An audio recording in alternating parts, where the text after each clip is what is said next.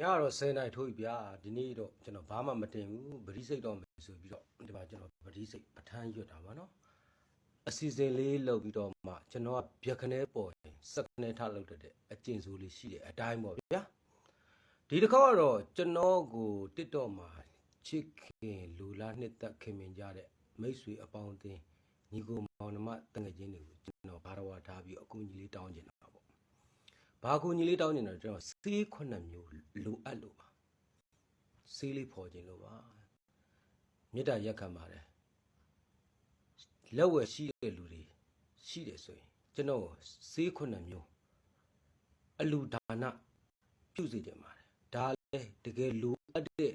ခုနှစ်ရက်သားသမီးတွေကိုကျွန်တော်အခမဲ့ပြန်လဲဝေငှသွားမှာဖြစ်ပါတယ်ကျွန်တော်တစ်ချက်တစ်ပြားရပါစေဆိုပြီးတော့ရောင်းမစားပါဘူးသစ္စာအတိတ်ကံဂရိပြုပြီးသစ္စာကြီးတောက်ပြီးတော့စေးဖော်ဆက်မှာဖြစ်ပါတယ်အဲ့တော့ကျွန်တော်လိုအပ်တဲ့စေးခုနှစ်မျိုးကဘာတွေလဲဆိုတော့မပြောခင်အရင်ဆုံးကျွန်တော်ထူးထူးခြားခြားအထက်ပုဂ္ဂိုလ်တွေပေးတာလားတော့မပြောတော့ဘူးဗျထူးထူးခြားခြားအိမ်မက်ကလေးအကြောင်းအရင်ပြောမယ်အဲ့တော့တူတူနဲ့လူရင်းပြောရင်တော့ကျွန်တော်အိမ်မက်ထဲမှာကြောင်းတစ်ချောင်းရှိကိုရောက်တာကျွန်တော်စိုင်းဘုတ်ကိုမော့ကြည့်လိုက်တော့အခမဲ့တင်နန်းကြောင်းမိုက်လိုက်တော့သူကအောက်မှာဘုတ်ပြားတစ်ထက်ရေးတာရွာကြီးထဲမှာဗျတခြားသောဝေးလံသောရွာကလာတင်သောသူများကိုနေစရာစားစရာအခမဲ့တင်နန်းကာလာတွင်ပြီးပြီတော့ဟာမိုက်တော်ပေါ့ဗျာကွတ်တော်အဲ့ဒါကျွန်တော်တင်နန်းကြောင်းတော့ဝင်သွားပြီးတော့ခါကျတော့အဲ့မှာဆရာကြီးနဲ့တပည့်တွေအများကြီးရုပ်စီရောက်မောင်းရင်မင်းပါကိတာဆရာကြီးကိုကျွန်တော်တင်နန်းတက်ချင်လို့အေးဟုတ်ပြီထိုင်မင်းပေးရောပဲကျွန်တော်ဝီးတယ်ဆိုအေးဟုတ်ပြီတဲ့မင်းဘာတွေလိုအပ်မှာပေါ့နော်ဒီအဆောင်အဲ့မှာဘယ်လိုဘာတွေပဲပြန်ယူတဲ့ကျန်ဆိုဟုတ်ကဲ့ဆရာကြီးစီကံချက်တွေရှိရောကွာနေဦးဆရာဘာစီကံချက်မင်းညီတို့တပည့်မှမဖြစ်ရဘူးအဲ့ဒါဟုတ်တယ်သစ္စာဆိုပါဩသူသိတာမဟုတ်ရွာလဲအဝေးဟာဟုတ်ပါဆရာကြီးကျွန်တော်မင်းသစ္စာကြီးတောက်မှာဟာတောက်ပါမယ်ပြီးရင်နောက်စီကံရှိတယ်ဘာလဲဆရာကြီးကျွန်တော်လည်းဆရာတော်ရှိဗျာသိလားအပြင်မှာလိုပဲတော်ဆူနိုင်တာမင်းနဲ့ငါတို့ရှိရတင်နှန်းကြောင်ထွက်သွားပြီမြည်သူ့ကိုမှဆက်ရမတင်ရပါဘူးမြည်သည့်ပညာရက်ကိုမှမတင်ကြပါဘူးဆိုတစ္ဆာရီတော့ဟာဒါလည်းသိတာမမဟုတ်တာအားတော့ပါမဆရာကြီးနေဦးနဲ့ကြံသေးတယ်ဟာစီကံကြတယ်အများကြီးပြောဟာကျွန်တော်ဟုတ်ကဲ့ပြီးရောအားနဲ့ကျွန်တော်ပစ္စည်းရတွေနဲ့သွားတာဟုတ်ပြီတဲ့ငါတို့တင်ပြီးရမယ်ပညာဆရာကြီးဘာပညာ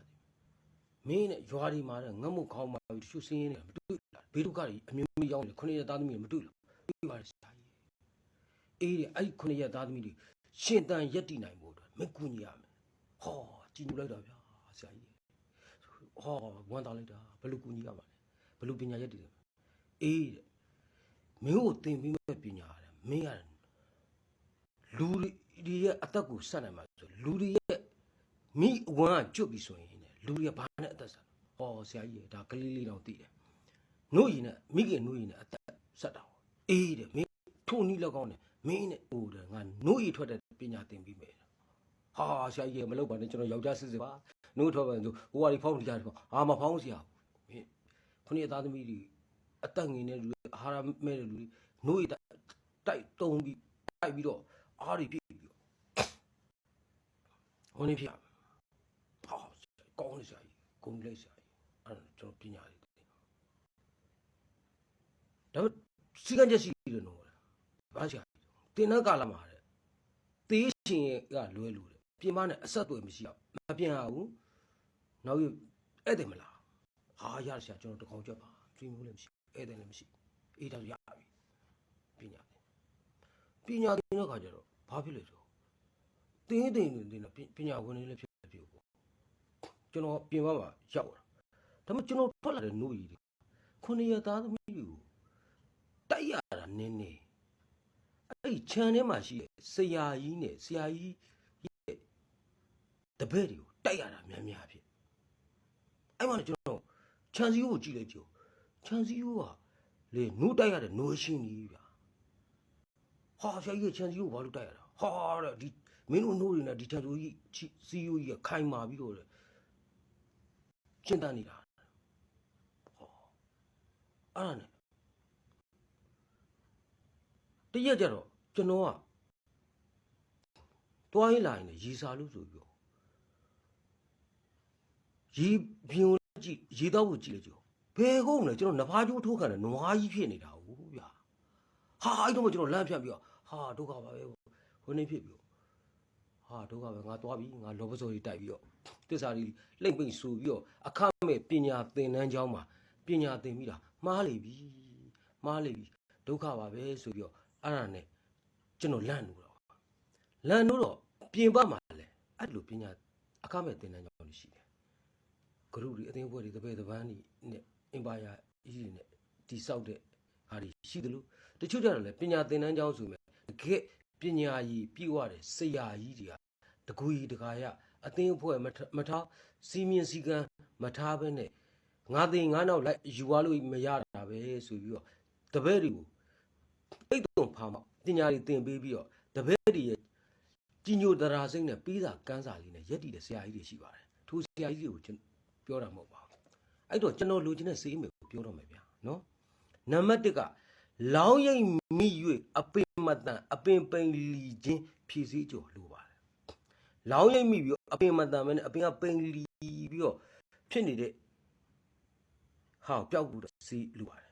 နောက်ပြီးတော့အင်အားဝန်းရံကျင်းကျပ်ပိတ်မိအလိုမပါတစ္ဆာခံဖြည့်စည်းဆိုတာလိုပါတယ်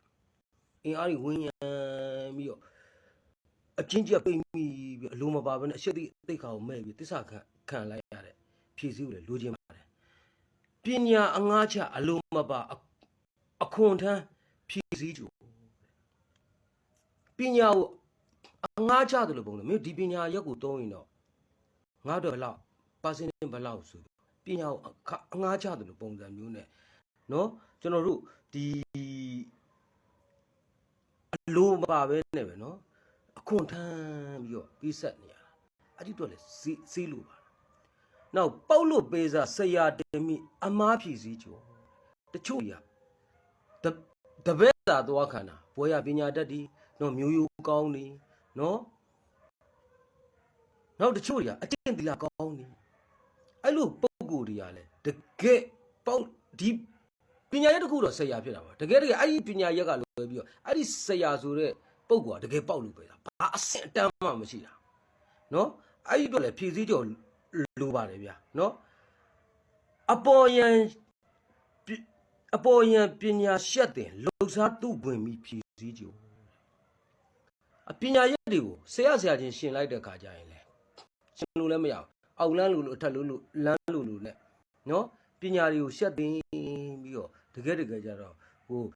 လှုပ်ရှားမရဘဲနဲ့လိန်စားသလိုပုံစံမျိုးနဲ့လိန်စားရတဲ့ပညာရက်တွေ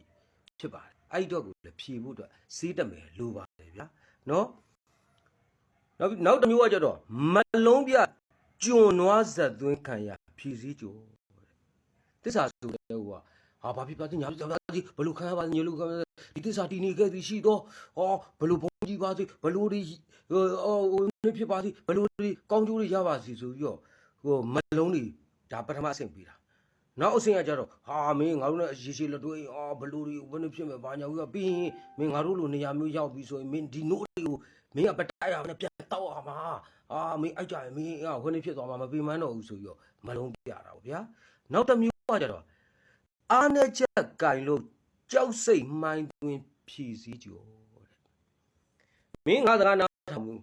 ငါတို့စီမင်းကိုနေဖြစ်တယ်မင်းဘလို့စောက်ရှောက်ကွယ်သွားမယ်ငါတို့အင်အားဘယ်လောက်ရှိတယ်ဘလို့လာပြီးဘလို့ဘုံလိုက်ရင်မင်းကွာရက်ကွက်ထဲမှာမင်း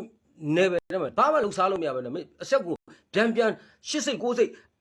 10စိတ်ကွဲထွက်သွားမယ်ဆိုပြီးတော့6ပြီးတော့အားနဲ့ချက်ကိုကင်လို့ပြီးကြောက်စိတ်မှိုင်းသွင်းလူတိုင်းမှာအားနဲ့ချက်ချီအဲ့အားနဲ့ချက်ကိုကင်လုပ်ပြီးတော့ကြောက်စိတ်မှိုင်းသွင်းနဲ့ဖြည့်စည်းကြောတဲ့အဲ့တော့အခမဲ့ပညာလူလားနော်တပည့်ခံကျင်သူများအဲ့ဒီဖြည့်စည်းလေးကိုကျွန်တော်တိုက်ချင်ပါတယ်ဗျာအဲ့အတွက်ကျွန်